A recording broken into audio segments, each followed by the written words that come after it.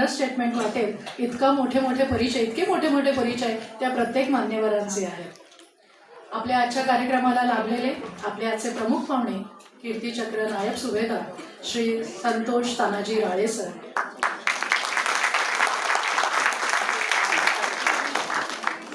शौर्य, धैर्य आणि राष्ट्रनिष्ठा यांचा जिवंत आविष्कार असलेले असं म्हटलं तर ती अतिशयोक्ती ठरणार नाही. शौर्य, धैर्य आणि राष्ट्रनिष्ठा जिवंत असलेले आणि यांचा जिवंत आविष्कार असलेले राष्ट्रपती प्रतिभाताई पाटील यांच्या हस्ते कीर्तीचक्र या भारताच्या दुसऱ्या सर्वोच्च शौर्य पुरस्काराने सन्मानित आज कीर्तीचक्र नायब सुभेदार राळे सर आपल्याला प्रमुख पाहुणे म्हणून लाभलेले आहेत. हे आपल्या सगळ्यांचं भाग्य आहे. जम्मू काश्मीरमधील ऑपरेशन नावनहर मध्ये अद्वितीय पराक्रम गाजवत त्यांनी आपल्या सहकार्यांसह तब्बल 18 दहशतवाद्यांचा खात्मा करून भारतीय सैन्याच्या शौर्याचा नवीन इतिहास रचला आहे. त्यांच्या अदम्य साहसाने आणि कर्तव्यनिष्ठेने, राष्ट्रसेवेच्या प्रेरणादायी भावनेने माझ्यासारख्या आणि माझ्यापेक्षा लहान अशा असंख्य युवकांना देशसेवेची प्रेरणा दिली आहे. अशा या वीर योद्ध्यांचे आपण टाळ्यांच्या गजरात पुन्हा एकदा जोरदार स्वागत करूया.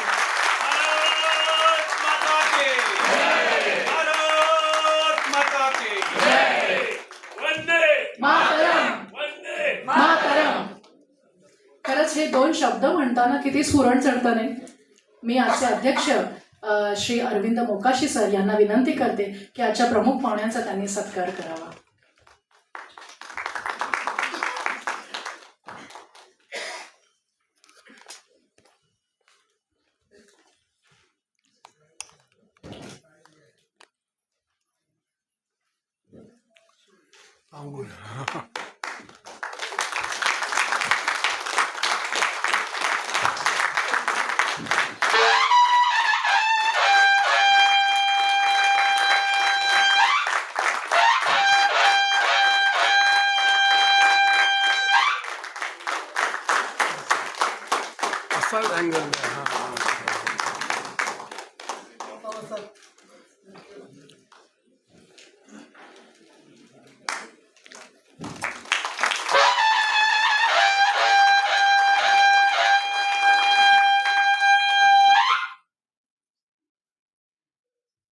धन्यवाद राळे सर, मनपूर्वक आभार मोकाशी सर.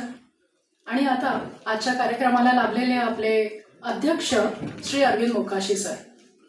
खरं तर भारतीय स्टेट बँकेचे निवृत्त मुख्य उपप्रबंधक, अर्थातच शुद्ध मराठीत चीफ जनरल मॅनेजर, आणि निवृत्तीनंतरही अनेक कंपन्यांच्या बोर्ड ऑफ डिरेक्टर्समध्ये म्हणून कार्यरत असणाऱ्या मोकाशी सरांचा प्रोफाईल खरं तर मंडळी बराच मोठा आहे.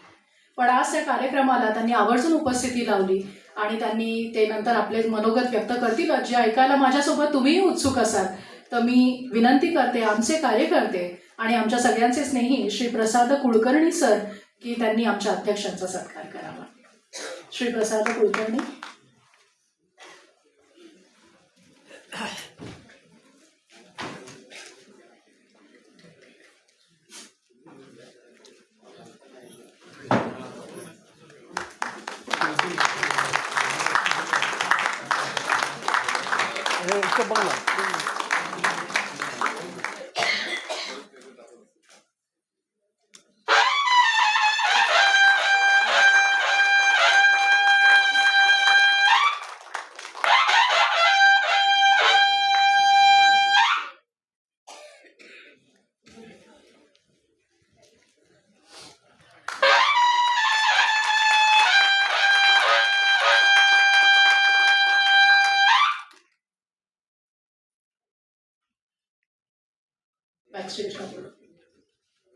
धन्यवाद कुलकर्णी सर, धन्यवाद मोकाशी सर. आज श्री अरविंद मोकाशी यांच्या पत्नी सौ स्मिता मोकाशी या देखील आजच्या कार्यक्रमाला लाभलेल्या आहेत. तर मी सौ प्रिया कुलकर्णी यांना विनंती करते की त्यांनी स्मिताताईंचा सत्कार करावा.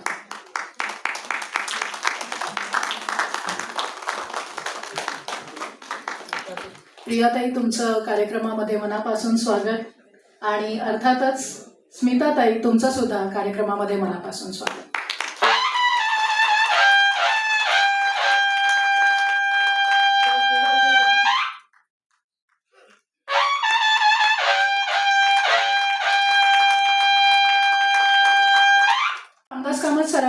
मला त्यांचं कर्तृत्व सांगितलं तेव्हा सगळ्यात मोठा प्रश्न माझ्यासमोर हा होता की इतका मोठं कर्तृत्व मी माझ्या छोट्याशा तुटपुंज्या शब्दात वेळेची मर्यादा असताना ते कसं बरं बांधावं. त्यामुळे इथे जे वापरले ते दोनच शब्द जे त्यांच्या कार्यकर्तृत्वाला अतिशय साजेसे आहेत तेच मी वापरेन की निस्सीम सेवाव्रती. जवानांसाठी निस्सीम कार्य करणाऱ्या सेवाव्रती आणि अनेक जवानांच्या परिवाराचा एक सदस्य बनून राहिलेल्या उमाताई कुलकर्णी, ज्यांची प्रस्तावना आज प्रणाम वीरा या पुस्तकाला लाभलेली आहे. आमचे कार्यकर्ते नंदकुमार चव्हाण सर, मी त्यांना विनंती करते की उमाताईंचा त्यांनी सत्कार करावा.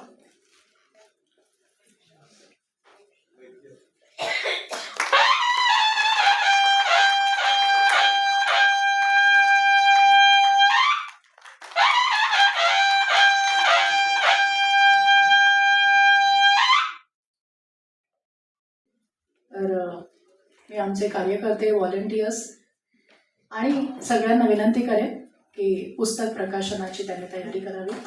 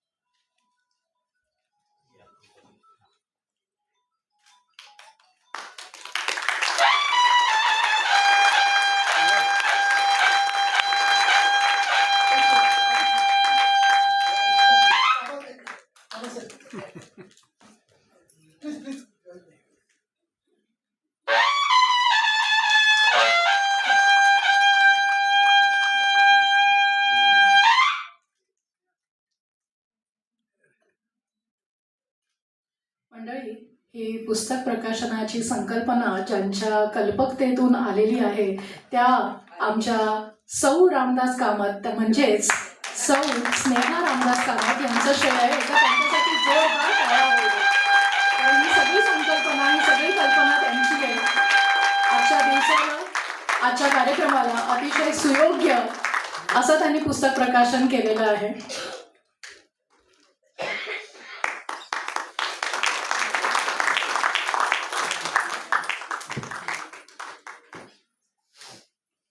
की मी त्यांचा परिचय देईन. खरंच थोडीशी भावूक झाले तर सांभाळून घ्या, कारण एकेकाचे परिचयच असे आहेत. आपण सगळेच आता आझादी की जंग बघताना किती भावूक झालो की आपल्याला अश्रू आपले रोखता आले नाहीत. या जवानांचा परिचय तुम्हाला ऐकताना आणि मला सांगतानाही तसंच काहीसं होण्याची शक्यता आहे. मी त्याच्यासाठी तुमची आधीच दिलगीर आहे. काळोखातूनी विजयाचा ये पहाटचा तारा, काळोखातूनी विजयाचा ये पहाटचा तारा, प्रणाम माझा पहिला तुझला मृत्युंजय वीरा. प्रणामवीरा ह्या पुस्तकाच्या वेळेस कुसुमाग्रजांची अनामवीरा कविता आठवली नाही तरच नवल. आपल्या त्याग आणि बलिदानाने देशाच्या शिरपेचा, यशाचा, विजयाचा तुरा खोवणारे अनेक जवान आपल्या महाराष्ट्र देशाने भारत देशाला दिले. आज ते आपल्यात नसले तरी त्यांच्या परिवारातल्या सदस्यांचा सत्कार करण्याचं भाग्य मंडळी आपल्याला मिळते. तुम्हाला एक गंमत सांगू का? या शूरवीर जवानांच्या आमंत्रित परिवार सदस्यांचा सन्मान कोणाच्या हस्ते करायचा असं जेव्हा आमच्या कार्यकारिणीमध्ये चर्चा सुरू होती तेव्हा आमच्या कार्यकर्त्यांनी आम्हाला विनंती केली, अर्थात रामदास सरांना विनंती केली की शक्य असेल तर या जवानांच्या परिवारांचा सत्कार करण्याचं भाग्य आम्हाला मिळू दे, आमच्या हातून त्यांचा सन्मान व्हावा. आमची मनापासून खूप इच्छा आहे. मग काय, आम्हाला नाकारता येतच नव्हतं. जवानांविषयी आणि त्यांच्या परिवाराविषयी असलेल्या या आदर भावनेचा मान राखून पुढील सन्मान होणार आहेत. आणि अर्थातच सर्व सन्मान मूर्तींना विनंती आहे की त्यांनी आपल्याच परिवारातील एका सदस्याकडनं आपण सत्कार स्वीकारतोय असं म्हणून तो सत्कार स्वीकारून घ्यावा, तो सत्कार स्वीकारावा. सर्वात आधी आपले पहिले हुतात्मा मेजर कौस्तुभ राणे. मेजर कौस्तुभ प्रकाशकुमार राणे हे भारतीय सैन्याचे शूर, कर्तव्यनिष्ठ आणि अतुलनीय पराक्रम गाजवणारे अधिकारी. दहशतवाद विरोधी मोहिमांमध्ये असामान्य शौर्य तर मंडळी त्यांनी दाखवलंच, पण मातृभूमीच्या रक्षणासाठी अवघ्या वयाच्या 29व्या वर्षी सर्वोच्च बलिदानही केलं. त्यांच्या अद्वितीय धैर्याबद्दल त्यांना 2 वेळा सेना मेडल आणि महाराष्ट्र शासनाचा गौरव पुरस्कार मरणोत्तर मिळाला. त्यांचं जीवन म्हणजे देशभक्ती, जिद्द आणि सर्वोच्च त्यागाचं प्रेरणादायी प्रतीक आहे असं मला वाटतं. आणि हेही नसे थोडके म्हणून मेजर कौस्तुभ राणे यांना वीरगती प्राप्त झाल्यावर त्यांच्या पत्नी त्यांचं ध्येय पूर्ण करण्यासाठी, म्हणजेच त्यांच्या पत्नी म्हणजे वीरपत्नी सौ कनिका कौस्तुभ राणे, त्यांचं ध्येय पूर्ण करण्यासाठी सैन्यात रुजू झाल्या. त्यांची पोस्टिंग राजस्थान इथे असल्यामुळे आज त्या कार्यक्रमाला येऊ शकल्या नाहीत, पण मेजर कौस्तुभ राणे यांचे वीरपिता प्रकाश कुमार राणे आणि वीरमाता श्रीमती ज्योती राणे हे आवर्जून इथे उपस्थित आहेत. आणि हे दोघंही प्लास्टिक निर्मूलन, वृक्ष संवर्धन अशा सामाजिक कार्यात त्यांनी स्वतःला झोकून दिलेलं आहे. मी विनंती करते वीरपिता प्रकाश कुमार राणे आणि वीरमाता श्रीमती ज्योती राणे यांना, आणि कृपया त्यांनी मंचावर यावं.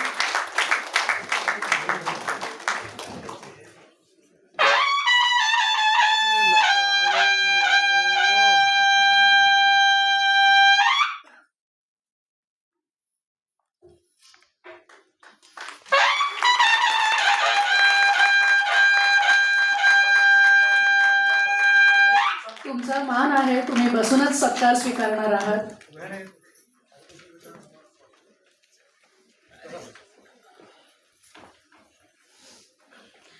आमचे कार्यकर्ते श्री भाई खाडे आणि सौ नंदिनी खाडे यांना मी विनंती करते की त्यांनी वीरपिता आणि वीरमाता यांचा सत्कार करावा.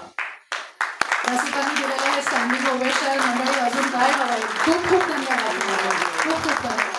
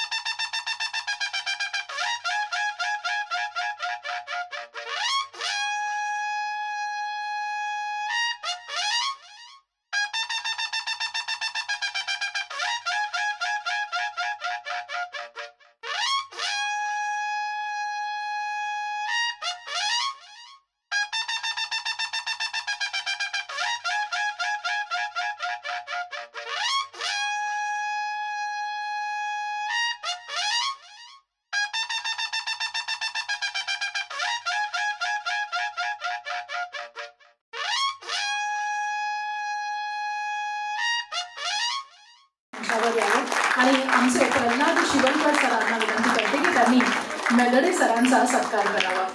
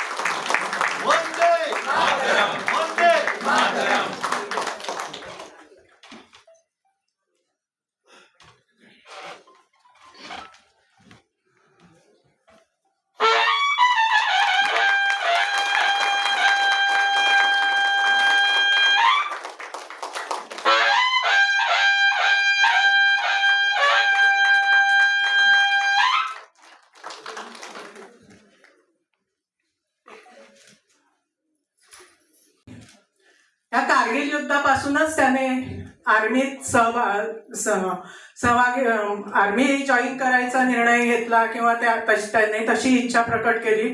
त्यावेळेला तो केवळ 10 वर्षाचा होता. आज तो मेजर पदावर कार्यरत आहे. या ठिकाणी मी तुम्हा सगळ्यांना एवढंच सांगेन आणि तुमचे आशीर्वाद मागेन की भारतभूचे रक्षण करण्या सिद्ध असे हा मम जगदीश्वर, आशीर्वच हे तुमचे लाभो, सेवा करण्या त्यास निरंतर. तुम्हा सर्वांचे आशीर्वाद, तुम्हा सर्वांच्या शुभेच्छा त्याच्या मागे सदैव असाव्यात, हीच माझी एक तुम्हाला विनंती आहे. धन्यवाद. ईश्वराला एक मानाचा मुजरा. खूप खूप धन्यवाद. मंडळी, विंदा असं म्हणतात की उंचीनं आपली वाढते फारशी वाटूनिया हेवा. उंचीनं आपली वाढते फारशी वाटूनिया हेवा, श्रेय ज्याचे त्यासी द्यावे एवढे लक्षात ठेवा. तर हे सगळे जे श्रेयस्कर आहेत आणि प्रेयस्कर आहेत, अर्थातच कुठलाही कार्यक्रम मंडळी प्रायोजकांशिवाय पूर्ण होत नाही. प्रायोजकांच्या सत्काराकडे मी जाण्याआधी मी तुम्हाला एक छोटासा रिमाइंडर देऊ इच्छिते की इथे एक छोटीशी बास्केट फिरवली जाईल असं मला आत्ता आयोजकांकडनं सांगण्यात आलेलं आहे, जिथे तुमच्या इच्छेप्रमाणे तुम्हाला जे काही सैन्याला किंवा आर्मीला द्यावंसं वाटेल ते नक्की त्याच्यात द्या. आणि हे आत्ता मी ह्यासाठी सांगते कारण जसं सरांनी त्यांच्या कार्यक्रमात सांगितलं की ते नंतर काउंट होऊन ते नंतर मोजून त्या प्रमाणामध्ये मानधन आणि रसिकांकडनं आलेलं सगळं हे तिथे जातं. त्यामुळे एक छोटासा हा रिमाइंडर आहे. प्रायोजकांकडे जाऊया. छाऊदेवी दुलराज रंका फाउंडेशन हे आम्हाला लाभलेले प्रथम प्रायोजक. काही कारणास्तव ते येऊ शकले नाही. आमचे दुसरे प्रायोजक आहेत पितांबरी प्रोडक्ट्स. त्यांना मी पितांबरी प्रोडक्ट्सचे रिप्रेझेंटेटिव्ह किंवा कोणी हे आले असतील, नाही आले.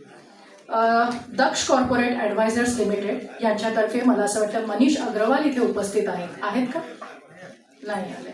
आणि नंतर आपल्याला त्यानंतरचे लाभलेले प्रायोजक म्हणजे गिरगाव कट्टा, अगदी मराठमोळी चव असणारे गिरगाव कट्टा. पुस्तक ह्या पुढचे सत्कार आहेत पुस्तक सहाय्य सन्मान.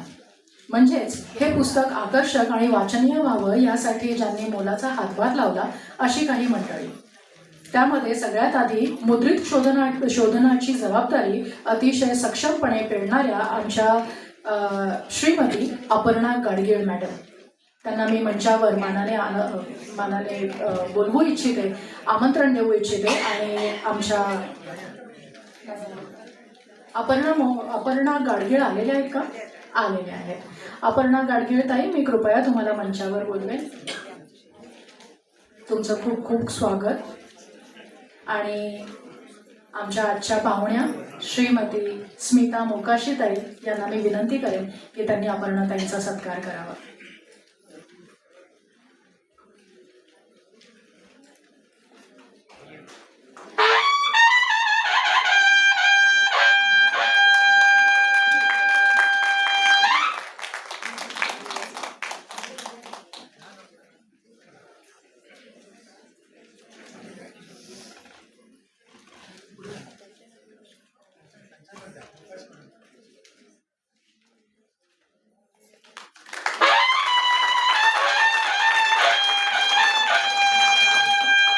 सतीश खानविलकर सरांना मी मंचावर आमंत्रित करते. आणि आमचे प्रमुख पाहुणे कीर्तिचक्र नायब सुभेदार श्री राळे सरांना मी विनंती करते की त्यांनी खानविलकर सरांचा सत्कार करावा, सन्मान करावा. श्री सतीश खानविलकर सर. मंडळी, एकदा जोरदार टाळ्या म्हणून सगळ्यांसाठी.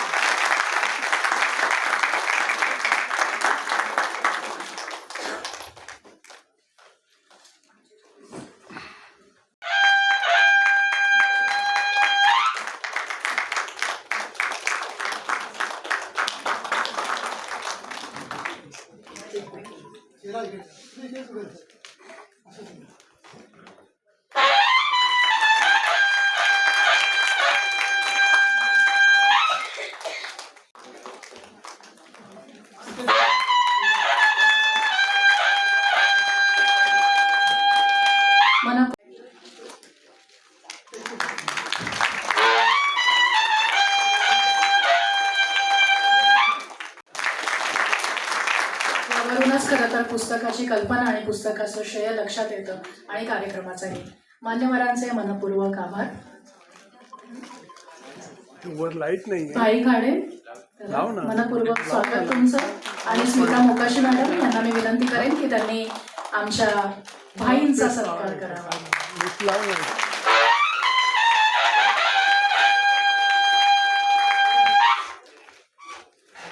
कुठे पेटले? मान्यवरांचे आभार. तुम्ही स्थानापन्न झालात तरी चालेल. मंडळी, मला आत्ता समजलं की कामत सरांनी मगाशी कोणाचीच नावं का घेतली नाहीत, कारण ती यादीच तशी मोठी आहे. पण हे सर्व मान्यवर आवर्जून कार्यक्रमाला उपस्थित राहिले. काही जण इच्छा असूनही राहू शकले नाहीत. आणि जे आले आहेत किंवा जे न आले आहेत त्यांच्या नावांचा उल्लेख हा व्हायलाच हवा, नाही का? तर मी काही नावं आवर्जून इथे घेऊ इच्छिते. श्री अशोक पानवलकर सर, माजी संपादक, महाराष्ट्र टाइम्स. मंडळी टाळ्या होऊ देत.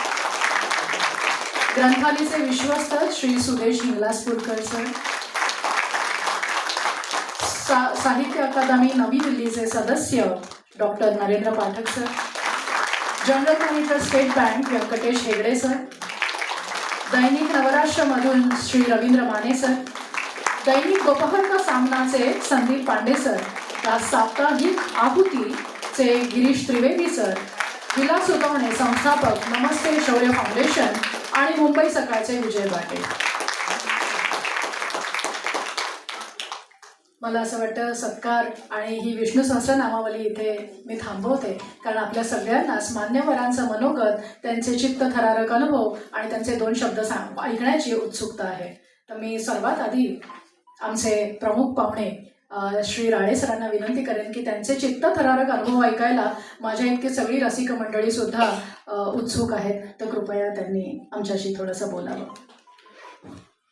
फिल्मों के संग या कार्यक्रमानिमित्त या ठिकाणी उपस्थित सन्माननीय व्यासपीठ, आपल्या समोर बसलेले आमचे वीर माता, वीर पिता, वीर नारी आणि सर्व देशभक्त, आपण मला जी 2 मिनिटं बोलायची संधी दिली त्याबद्दल मी सर्वांचं ऋण व्यक्त करतो.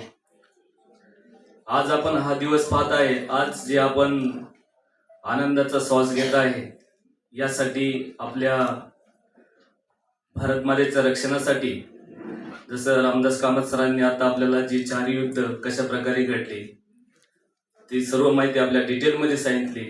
त्या सर्व शूरवीरांनी ज्यांनी आपला देह या मातृभूमीसाठी त्याग केला, त्यांच्या चरणी नतमस्तक होतो. रामदास सरांनी जे पुस्तक लिहिलंय मी अजून वाचलं नाही, परंतु त्यांच्याशी मी ज्यावेळेस बातचीत केली, त्यांनी अक्षरशः आपले जे शूर जवान आहेत, जे युद्धाची कहाणी आहे, जशी मधमाशी फिरते आणि फुलामधला जो मकरंद काढून तो जमा करते, तशा प्रकारचा हा मकरंद याच्यामध्ये त्यांनी याच्यावरून जर पाहिलं, याच्यावर जर आपला जो भारत भूमीचा नकाशा दिसतो, याचं जे मार्किंग केलेलं आहे, हे कोणी सांगू शकतं की कुठल्या आर्किटेक्टने बनवलंय? याची जी दिशा जशी काश्मीर पासून कन्याकुमारी पर्यंत जी खेचत गेली, हे मार्किंग आपल्या जवानांनी ज्या ज्या ठिकाणी आपलं बलिदान दिलंय त्या त्या ठिकाणी ती जशी जशी रेषा ओढत गेली आणि हा भारताचा नकाशा तयार झालेला आहे. मी आपल्या सर्वांना आव्हान करेन की ही जे पुस्तक त्यांनी लिहिलंय हे अवश्य वाचा, आपल्या लायब्ररीमध्ये ठेवा आणि याच्यामधून जास्तीत जास्त मुलांना प्रेरित करा. आपण स्वतःही वाचा आणि आपल्या मुलांना, आपल्या मित्रांना हा त्यांनी जो साठवून दिलेला ठेवा हा वाटा आणि त्यांना देशसेवेसाठी प्रेरित करा.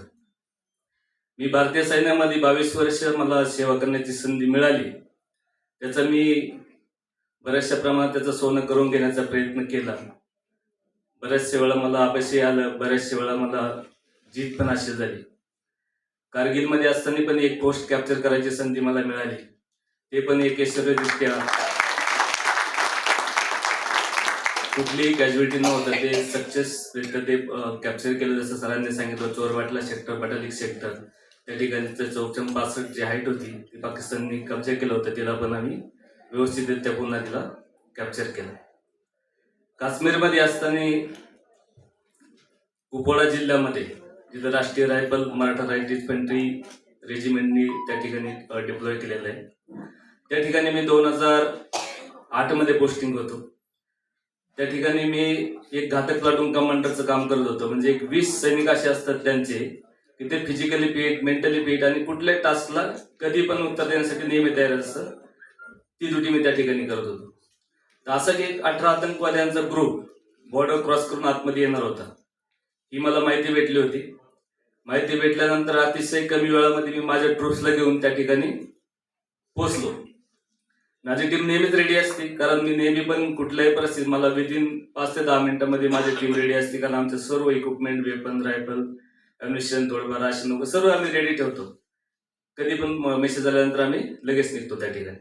तसं मला एक लास्ट लाईटला मेसेज आला की 18 आतंकवादी बॉर्डर क्रॉस करून आतमध्ये येणार आहे.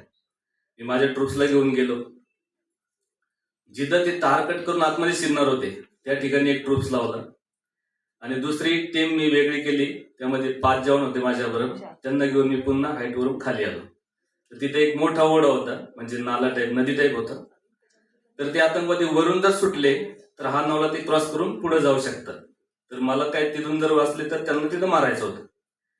मी पहाटे 4 वाजेपर्यंत त्या ठिकाणी राहिलो. टेम्परेचर अतिशय डाऊन झालं होतं, मायनसमध्ये गेलं होतं. आतंकवाद्याची कुठलीही हरकत मला पहाटे 4 पर्यंत दिसली नाही त्या ठिकाणी. मी त्याच्यानंतर 4 ते 4:15च्या दरम्यान एक फायरिंगचा आवाज यायला सुरू झाला. त्यावेळेस मला कळलं की आतंकवादी आपल्यापासून निघून गेले. कारण आतंकवाद्यांना दुसरी जायला जागाही नव्हती, कारण तिथून जरी ते दुसरीकडून जरी गेले तर थंड पाण्यात ते असे मरतील, त्यांना मारायची गरज नाही. तोच एक पूल होता त्यांना क्रॉस करण्यासाठी. परंतु ही माहिती चुकीची होती. त्या ठिकाणची जी गावातली लोक होती त्यांनी आम्हाला चुकीची माहिती दिली आणि एक दिवस त्यांना आतंकवाद्यांना पहिलंच तिथून पार केलं होतं. परंतु आपली डिप्लॉयमेंट कशी असते, एक पाकिस्तान आणि आपल्या आर्मीमध्ये फेस टू फेस असते. एकदम काही ठिकाणी 1 किलोमीटर अंतर, काही ठिकाणी 200 मीटर अंतर असे समोरासमोर असतं. त्यानंतर एक 10 किलोमीटर पाठीमागं पुन्हा दुसरी एक बटालियन डिप्लॉय होती, जाट रेजिमेंटची. तर ते आतंकवादी त्या ठिकाणी जाऊन पोहोचले होते 4 वाजता. त्याचे कर्नल जॉन थॉमस कमांडर होते. तर त्याला माहिती भेटल्यानंतर त्यांनी आपल्या टीमला जाऊन त्यांच्यावर डायरेक्ट 4:30 वाजता त्यांच्यावर 4:30 पावणे 5च्या दरम्यान हमला केला. त्यांच्यामध्ये अंदाधुंद फायरिंग झालं. अंधारामध्ये कोण फायर करते, आतंकवाद्याचा आपला फायर, काही कळत नव्हतं. त्याच्यामध्ये ते कर्नल जॉन थॉमस पण शहीद झाले, 2 जवान पण शहीद झाले, 2-3 जवान कॅज्युअलिटी पण झाले. त्यानंतर त्यांनी त्यांना पूर्ण ब्लॉक केलं, पुढे जाऊन दिलं नाही. पुन्हा आतंकवादी पाकिस्तानच्या दिशेने पळायला सुरू केलं. मला मेसेज आला की तू लवकर जागा सोड आणि या ठिकाणी जाऊन पोच, तिथं आतंकवाद्यांना अडवायचंय. मी माझ्या टीमला घेतलं आणि एकदम 2 तास लागले मला तिथपर्यंत जायला. तोपर्यंत सकाळचं एकदम उजेड झालं होतं, 8 वाजले होते. तिथे गेल्यानंतर पाहिलं तर आपल्या सैनिकांमध्ये आणि आतंकवाद्यांमध्ये खूप अंदाधुंद फायरिंग चालू होतं. जसं सरांनी आपल्याला जे व्हिडिओ वगैरे दाखवले जसे त्याप्रमाणे फायर झाल्यानंतर त्याचे 8-10 वेळा आवाज येतात पाळीमध्ये, तसं फायरिंग चालू होतं. मग आतंकवाद्याचा फायर आणि आपल्या सैनिकांचा फायर मला काही कळत नव्हतं. त्यामुळे मी त्यांच्यामध्ये जायचं थोडं डिले केलं, कारण मी जर माझ्या टीमला आतमध्ये घेऊन गेलो तर त्यांनी एक जरी प्रश्न मारला तरी आरामशीर माझी कॅज्युअलिटी होणार, कारण ते हाईटवर होते, मी खाली होतो. जसं सरांनी सांगितलं की वरून फायर करायला सोपं असतं, म्हणजे एखाद्या बिल्डिंगवर एक माणूस आहे आणि एक खाली माणूस आहे, दोघांना जर एक दुसऱ्या दगड फेकून मारा म्हटलं तर कोण वरचाच जिंकणार. तशा प्रकारे युद्धामध्ये पण तसंच होतं. ती हाईटवर असल्यामुळं मला थोडं अवघड होतं. मी थोडा वेळ वाट पाहिली, आतंकवाद्याचं फायरिंग चालू होतं. नंतर म्हटलं इथं राहून काही फायदा नाही, आपल्याला अजून पुढे जायला हवं. ते माझ्यावरचे सैनिक होते, मी त्या 4 जणांना तिथंच ठेवलं आणि एक सैनिकाला घेऊन पुढे गेलो. एक 200-300 मीटर पुढे गेलो. ओपन एरिया होता, 2 मोठे दगड होते चांगले असे व्ही टाईप, त्याच्यामध्ये जाऊन बसलो. बसल्यानंतर मी आतंकवाद्याला तोपर्यंत पाहिलं नव्हतं, पण आतंकवाद्यांनी मला पूर्ण पाहिलं होतं. त्यांनी तिन्ही बाजून येऊन मला तोपर्यंत घेरलं होतं.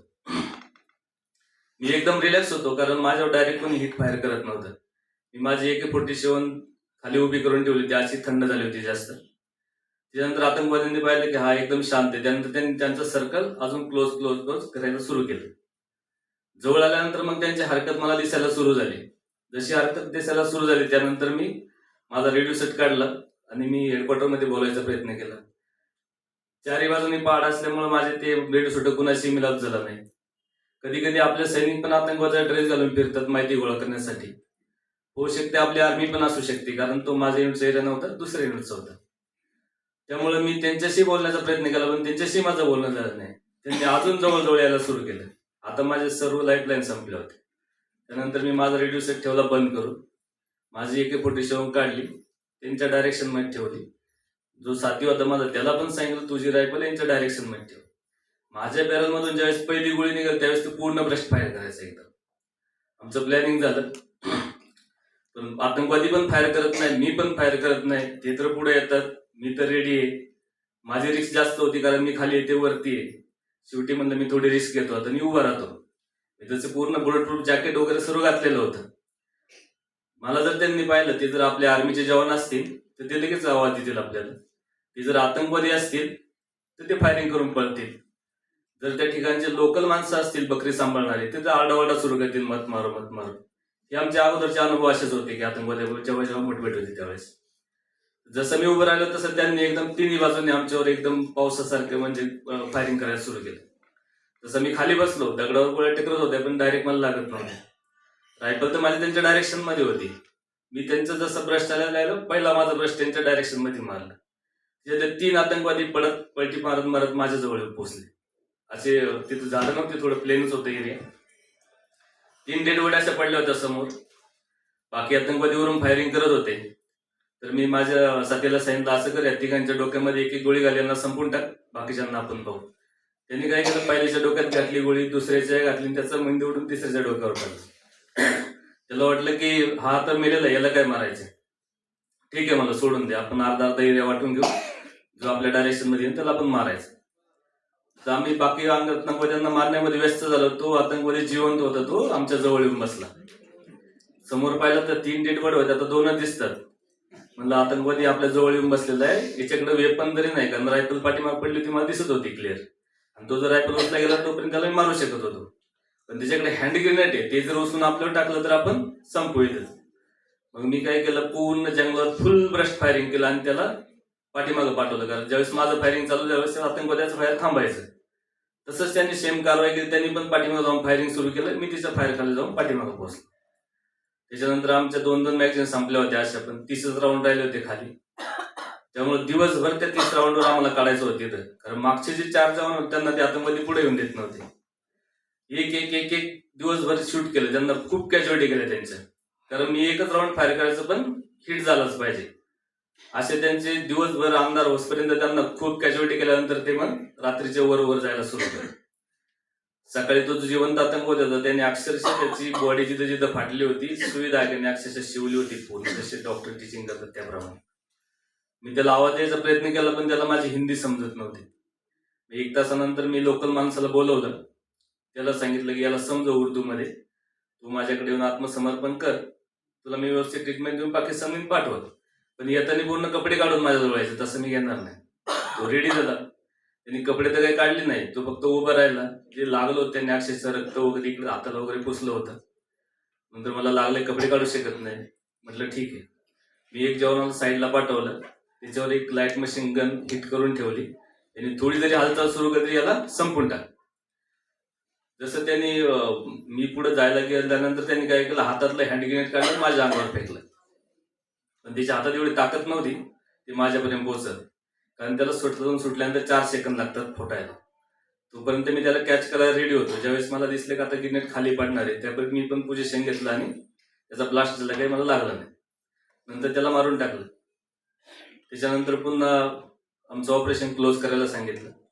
पुन्हा माघारी आल्यावर पुन्हा मेसेज भेटला की अजून पण आतंकवादी जंगलामध्ये आहेत आणि तुला परत जायचंय. 2 रात्र माझ्या तिच्यामध्ये गेल्या होत्या. कुणाला अन्न पाणी जेवण काही भेटलं नव्हतं.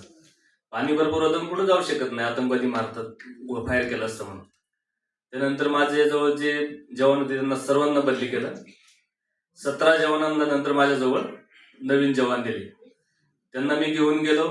जंगलामध्ये गेल्यानंतर त्यांना एक शॉर्ट ब्रीफिंग केलं, कालची कंडिशन काय, आणि वरती चालायला सुरू केलं. 40 ते 45 मिनिटं वरती गेल्यानंतर 2 आतंकवादी एका मोठ्या झाडाखाली बसले होते. त्यांनी मला एकदम जवळ येऊन दिलं आणि जवळ आल्यानंतर त्यांनी AK-47 काढले, माझ्या फुल ब्रस्ट फायर केलं. जशी त्याची मी रायफल पाहिली तशी एकदम मी जमीन पकडली. पाला पाचोळा कचरा वगैरे जास्त होता तिथं, कारण एक जंगल पण खूप असं म्हणजे दिवसा पण अंधार पडायचं असं होतं. तर समोर गोळ्या लागत होत्या. मी एक मोठ्या झाडाचा सहारा घेतला. त्या झाडाचे त्यांनी एक पूर्ण मॅगझिन खाली केलं. झाडातून काही गोळ्या पार होत नव्हत्या, परंतु मी पण त्याला मारू शकत नव्हतो. माझा जो साथी होता माझ्या बरोबरचा, तो साईडला गेला आणि त्यांनी त्याला साईडने जाऊन फायर केलं. त्याची मॅगझिन तुटली त्याच्यामध्ये. त्याचं फायरिंग थोड्या वेळासाठी बंद झालं. पाठीमागं जाऊन त्याला पुरं कमरेपासून डोक्यापर्यंत जागेवर फाडलं. तिच्यात बरोबर एक आतंकवादी तो पण पळून गेला त्याच्यानंतर. पळून गेल्यानंतर मग आम्ही पुन्हा आमच्या टीमला क्लोज केलं. माघारी आलो. तो आतंकवादी आमचा पिछा करत करत आमच्या कॅम्पपर्यंत येऊन पोहोचला. आम्हाला एक लोकल माणसाने माहिती दिली की एक आतंकवादी तुमच्या कॅम्पमध्ये घुसणार आहे, त्याला लवकर क्लिअर करा. तर त्याला आम्ही गेटच्या बाहेर जाऊन तिथं संपवलं. असे तिथं 5 मारले. नंतर कमांडरने जास्त पहिले एक कर्नल आणि 2 जवान शहीद झाले होते. बरेचसे कॅज्युअलिटी झाले होते. त्यामुळं मी कॅज्युअलिटी झाल्यामुळं जास्त कमांडरने सांगितलं की ऑपरेशन आपलं लवकर आपल्याला संपवायचे. जास्त जवान नंतर बोलवल्यानंतर फुल ऑपरेशन वरून आणि खालून सुरू केलं. पुरे 18चे 18 आतंकवादी मारले. आता याचं सांगायला खूप वेळ लागेल, कारण वेळेचा अभावामुळे मी जास्त बोलू शकत नाही. असं या ऑपरेशनमुळे पुरे 18चे 18 आतंकवादी त्या ठिकाणी संपवले. माझ्याबरोबरचे कोणीही कॅज्युअलिटी झाले नाही. दोन्ही आम्ही सेफमध्ये, मला कुठल्याही प्रकारची गोळी वगैरे काही इंजुरी झालेली नाही. आणि शेवटी मी सर्वांचं, आपल्या या ठिकाणी सर्व उपस्थित वीर माता, वीरपती आणि सर्व आपले देशभक्त, सन्माननीय व्यासपीठ आणि कामत सरांचं मनपूर्वक आभार व्यक्त करतो की आपण हा कार्यक्रम या ठिकाणी ठेवून लोकांमध्ये जो जुनून आणि जज्बा तयार करण्याचा जो प्रयत्न करत आहात त्याला नक्कीच यश येईल. जय हिंद. उभे राहत होते. मी पुढे विनंती करेन आजच्या कार्यक्रमाचे अध्यक्ष श्री अरविंद मोकाशी सर यांना की त्यांनी थोडक्यात आपला मनोगत व्यक्त करावं. मंडळी, हळूहळू आपण कार्यक्रमाच्या समारोपाकडे येत आहोत, पण तत्पूर्वी अध्यक्षांचं भाषण आपण ऐकूया, त्यांचं मनोगत. आणि आभार प्रदर्शनाला जाण्यापूर्वी खरंच मला अनेक नावांचा इथे उल्लेख झाला, पण रसिकांमध्ये सुद्धा काही विशेष नावं आणि काही विशेष उपस्थिती इथे आहे. अगदीच नावं घ्यायची म्हटली तर बोरिवलीमधले शुक्रताराचे संस्थापक आमचे बागलकर सर आहेत, आमच्या तृप्ती सरदेसाई मॅडम आहेत, रचनाताई आहेत, कोकण मराठी साहित्य परिषद संस्था बोरिवली शाखा, ज्याचे स्वतः रामदास कामत सर हे सभासद आहेत आणि आम्हाला सगळ्यांना त्याचा गर्व आहे. शुक्रतारा, पसायदान, ज्येष्ठ नागरिक संघासारख्या बोरिवलीमधल्या संस्था आणि त्यांचे प्रतिनिधी इथे उपस्थित आहेत. साहित्य क्षेत्रातले माझे आणि काव्य क्षेत्रातले माझे गुरु, आनंद यात्री, समुपदेशक श्री प्रसाद कुलकर्णी इथे उपस्थित आहेत. धन्यवाद सर. कामत सर, मगाशी तुमच्या पाठीवर तुमच्या बाईंनी दिलेली थाप ही शाबासकीची होती. माझ्या पाठीवर सुद्धा ती थाप आहे, पण ती धपाटा असणार आहे की शाबासकीची असणार आहे हे कार्यक्रम झाल्यावर कळेल. कारण अजूनही ते मला ओरडत असतात बऱ्याच वेळा निवेदनात, सूर खाली घे, सूर खाली घे, सूर वर घे. सर, मी वाट बघेन, धपाटा आहे का शाबासकीची थाप आहे, नंतर बोलूया आपण. आणि आता वेळ झालेली आहे आभार प्रदर्शनाची. आधी बॉस परिचय तो बनत आहे. आजचे उत्सव मूर्ती, आजचे सत्कार मूर्ती. तब्बल 40 वर्षे बँकिंग क्षेत्राचा अनुभव असलेले कामत सर 2022 मध्ये असिस्टंट जनरल मॅनेजर म्हणून निवृत्त झाले. नाटक, लेखन या त्यांच्या जिव्हाळ्याच्या विषयांबरोबरच नियतकालिके, वर्तमानपत्रे इत्यादीतून कथा, कविता, स्फुट लेखन याच्या माध्यमातून ते त्यांच्या चाहत्यांपर्यंत पोहोचत राहिले. एकूण 9 पुस्तकांची बेगमी असणाऱ्या कामत सरांचं प्रणामवीरा हे 10वं पुस्तक आहे. वो बोली दास्तां, आझादी की जंग, फिल्मों के संग, मुलाखतींच्या मुलखात सारख्या लोकप्रिय कार्यक्रमातून आपल्या मनावर गारूड करणारे कामत सर यांना मी आता विनंती करते की आभार प्रदर्शन त्यांनी करावं. धन्यवाद. मी फक्त माझ्यावरती एवढीच जबाबदारी घेतली कारण ते माझं कर्तव्य आहे. पण आभार प्रदर्शनाच्या पूर्वी मगासपासून या कार्यक्रमाचं संपूर्ण सूत्रसंचालन त्यांनी अगदी सुधारित पद्धतीने केलं. स्वतः त्या कवी मनाचे असल्यामुळे ते निवेदन तितकंच सुंदर झालं. तर त्यांचा एक सत्कार आपण करावा म्हणून मी उमा कुलकर्णी मॅडमना विनंती करतो की त्यांनी पुस्तकाची एक प्रत आणि एक चाफा, त्याला अत्तराची कुपी आहे, तो चाफा त्यांनी कीर्ती मॅडमना देऊन त्यांचा सन्मान करावा.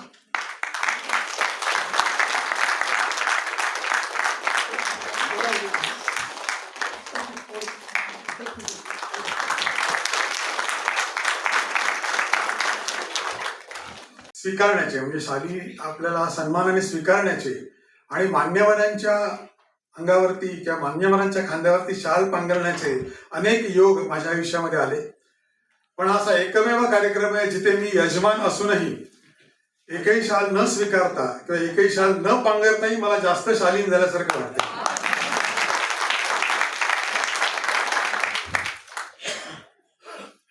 आता या क्षणी मी मगाशी म्हटलं सगळ्या मी वीरमाता, वीरनारी आणि वीर भगिनी सगळ्यांचे मी खूप मनापासून आभार मानतो. आज हे कार्यक्रमाला इगतपुरीहून खास आलेले विकास मेदडे सर आणि कातारे सर, सगळ्यांची खूप खूप मनापासून आभार मानतो. फक्त दोनच शब्द आहेत, कृतज्ञता आणि कृतार्थता.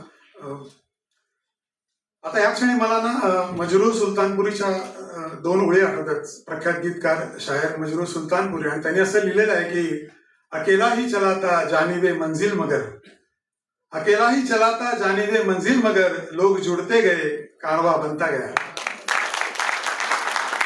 हैदराबादला मी आणि माझी पत्नी स्नेहा, मी दोघांनी म्हणून हा उपक्रम सुरू केला होता. माझा रोल फक्त कार्यक्रम आखण्याचा आणि कार्यक्रम सादर करायचा, पण त्याच्यावर सगळं लॉजिस्टिक, सगळी पूर्वतयारी. आजही माझं कुठलंही नाटक असो, एकांकिका असो, कुठलाही कार्यक्रम असो, माझ्या पाठीशी खंबीरपणे उभं राहून माझं सगळं जे बॅकस्टेज सांभाळते. आम्ही दोघांनी म्हणून हैदराबादला उपक्रम सुरू केला, आणि आज तुमच्या साक्षीने हा कारवा किती मोठा झालाय हे दिसतच आहे. आणि जेव्हा आपण लोक जुडते गे असं म्हणतो ना, तेव्हा आता ह्या गळ्यात ज्यांनी ऐकाट घातलेले आहेत, नाही सगळी जुडलेली माणसं आहेत. स्वतःच्या इच्छेने, स्वतःच्या की तू काही कर, आम्ही तुझ्या सोबत आहोत, काय लागेल ती मदत सांग आम्हाला, आम्ही तीच सांगतो. आणि ह्यातली काही मंडळी माझ्यासाठी अंबरनाथच्या कार्यक्रमाला मदतीला येतात, त्यातली काही माणसं माझ्यासाठी प्रभादेवीच्या मदतीला येतात. इथे माझी पूर्ण टीम माझ्या सोबत राहिलेली आहे. ह्यात प्रत्येकाचा सत्कार इथे होणं आवश्यक आहे, पण वेळेअभावी आपण ते करत नाही आहोत, ते मला समजून घेतील अशी माझी खात्री आहे. तर लोक जुडते का ज्याला आपण म्हणतो, आणखीन एक संस्था माझ्या पाठीशी खंबीरपणे उभी राहिली, ती bank of India Borivali retired group. त्यांच्यासाठी मी कार्यक्रम इथे केला याच हॉलमध्ये, आणि आतापर्यंत हायेस्ट कलेक्शन होतं 1,35,000 या कार्यक्रमात जमा झालं.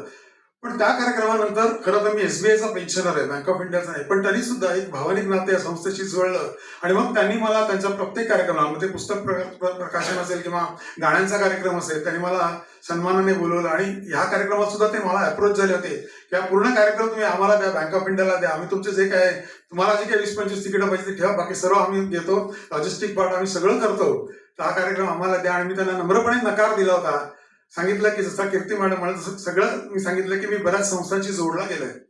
मग कोकण मराठी साहित्य परिषद बोरिवली शाखा असेल, स्नेह परिवार असेल, पसायदान असेल, किंवा ज्येष्ठ नागरिक संघ असेल, पार्ले साहित्य कट्टा असेल, किंवा आमच्या स्टेट बँकेचं कल्चरल ऑर्गनायझेशन असेल, ह्या सगळ्या संस्थांना मला इन्व्हॉल्व्ह करून घ्यायचं म्हणून त्यांना नम्रपणे नकार दिला होता. पण तरी त्याचा किंतु परंतु मनात न ठेवता त्यांनी मला एवढंच सांगितलं की तुम्हाला जी काय लागेल मदत ती आम्हाला सांगा, आम्ही तुमच्या बरोबर आहोत. एवढा एक शब्द खूप ताकद देऊन जातो. आणि ही स्टेजवरची संपूर्ण व्यवस्था, मग ते प्रोजेक्टर असेल, पोस्टर लावणं असेल, खुर्च्या मांडणं असेल, बाहेरच्या तुमच्या चहापाण्याची व्यवस्था असेल, ही सगळं त्या बँक ऑफ इंडियाच्या कार्यकर्त्यांनी केलं. इथपर्यंत की या कार्यक्रमाची तुतारी, फोटोग्राफी, व्हिडिओग्राफी सगळं त्यांनी स्पॉन्सर केलेलं आहे. एक संस्था माझ्या पाठीशी खंबीरपणे, आणि त्यांच्याही प्रत्येकाचा सन्मान होणं ते आवश्यक आहे, व्यक्तिगत सन्मान, पण तो वेळेअभावी शक्य नाही. तरी मला असं वाटतं की प्रातिनिधिक स्वरूपामध्ये अशोक पै यांचा आपण सत्कार करावा. मी पाहुण्यांना विनंती करतो की त्यांनी अशोक पै यांचा छोटासा सन्मान करावा.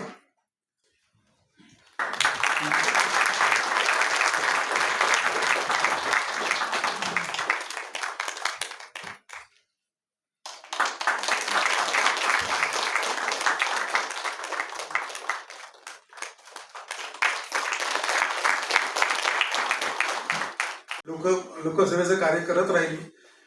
परम आदरणीय बाबा आमटेंच्या सहवासात त्यांच्या मुशीत ती घडली.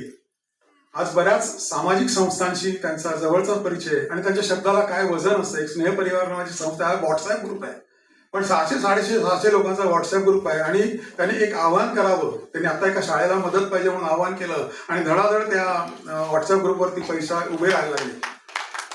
मला त्यांनी हाच शब्द दिला होता, काही काळजी करू नका, मी तुमच्या पाठीशी आहे. आपले 50 लोक तुमच्या कार्यक्रमाचा पूर्ण खर्च काढतील, काही काळजी करू नका. त्यांनी माझ्यासमोर डॉक्टर रवींद्र प्रभुदेसाईंना फोन केला की चांगला कार्यक्रम आहे, त्याला जे शक्य असेल ते करा, आणि आम्हाला पितांबरीची स्पॉन्सरशिप मिळाली. हा माणूस तरुणांनाही लाजवेल इतकं त्याचं तारुण्य आहे. वय वर्ष फक्त 82.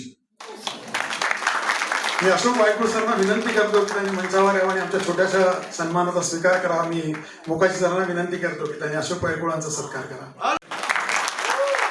सफाळेच्या भुवनेश कीर्तने महाविद्यालयात माझे 2 कार्यक्रम 1 सप्टेंबरला आहेत, आणि मला आनंद आणि अभिमान या गोष्टीचा वाटतो की बाबा आमटेंच्या हेमल कसा आणि आनंद मनमध्ये कार्यक्रम सादर करण्याची मला संधी अशोक वायकुळांमुळे मिळाली.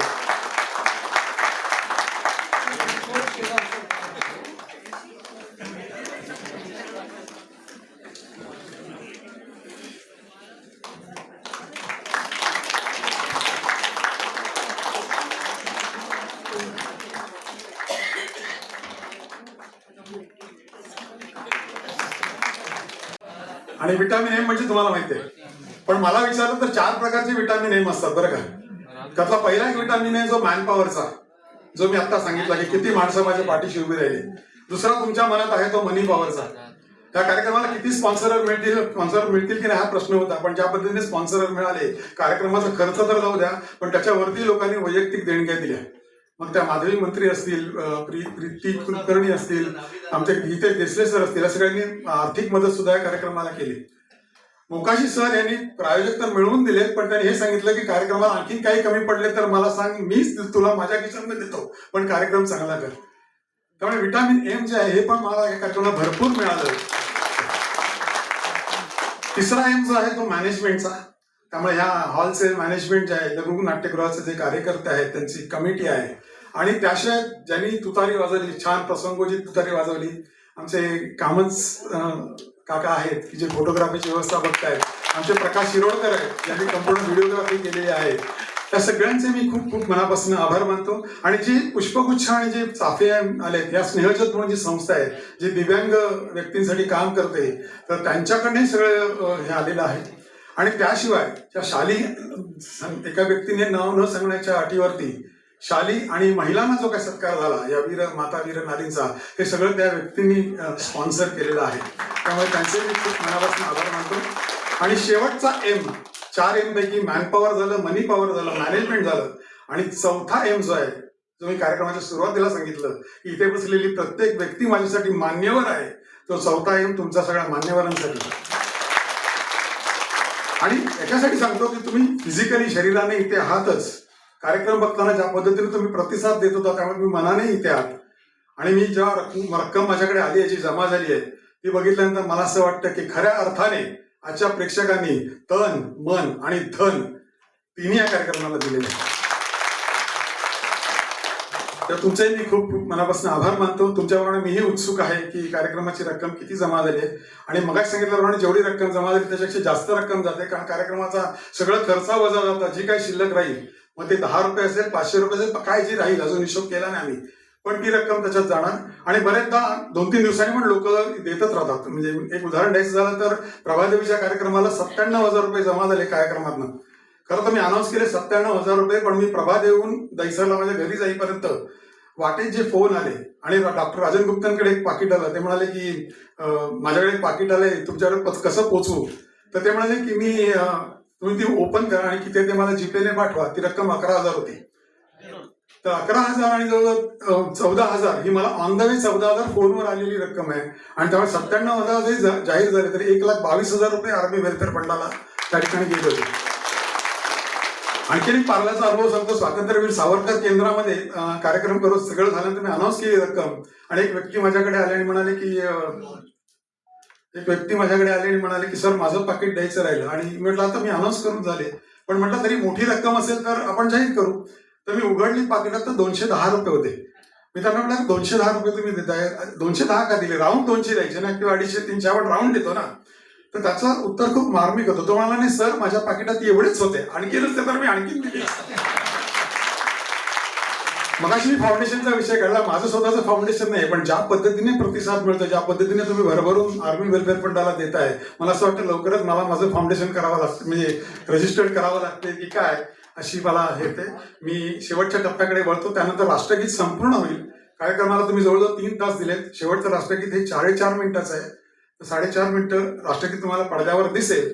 तुम्ही ते म्हटलं बरोबर तर कार्यक्रमाचा समारोप अत्यंत छान होईल, तितकाच भरदार होईल. तर तेवढी तुम्हाला विनंती आहे.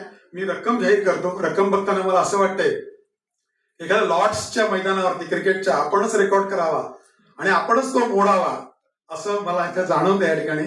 की याच व्यासपीठावरती जेव्हा मधुसूदन सुर्वे प्रमुख पाहुणे होते, बँक ऑफ इंडिया रिटायरीज ग्रुपने तो कार्यक्रम आयोजित केला होता. त्या कार्यक्रमामध्ये माझं मानधन आणि एकूण रक्कम मिळून 1,35,000 रुपयाची रक्कम जमा झाली होती. आज या ठिकाणी प्रेक्षकांकडून जमा झालेली रक्कम आहे 72,500 रुपये. त्यानंतर काही देणग्या कालपर्यंत आल्या, त्याच्यामध्ये आजच्या कार्यक्रमाचे अध्यक्ष अरविंद मोकाशी सर, त्यांनी आर्मी वेलफेअर फंडला 25,000 रुपयाची देणगी दिलेली.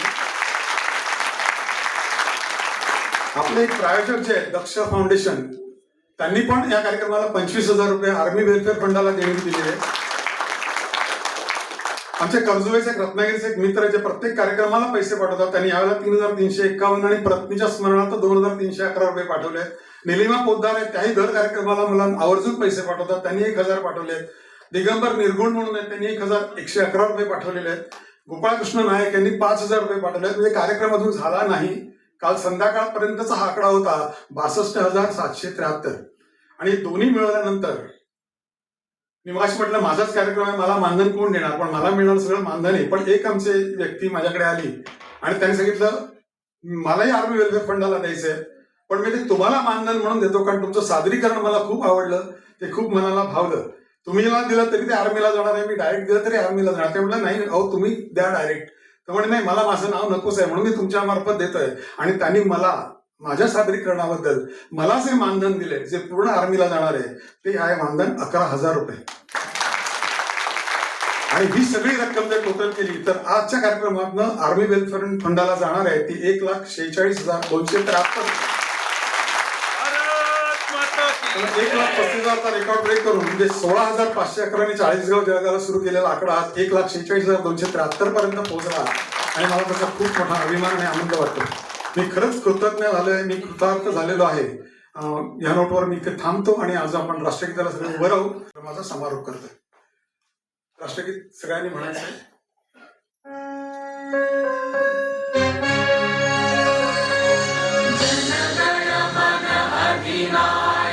जय हे भारत भाग्य विधाता, पंजाब सिंधु गुजरात मराठा द्राविड उत्कल बंगा, विंध्य हिमाचल यमुना गंगा उच्छल जलधि तरंगा, तव शुभ नामे जागे तव शुभ आशीष मागे, गाहे तव जय गाथा, जन गण मंगलदायक जय हे भारत भाग्य विधाता, जय हे जय हे जय हे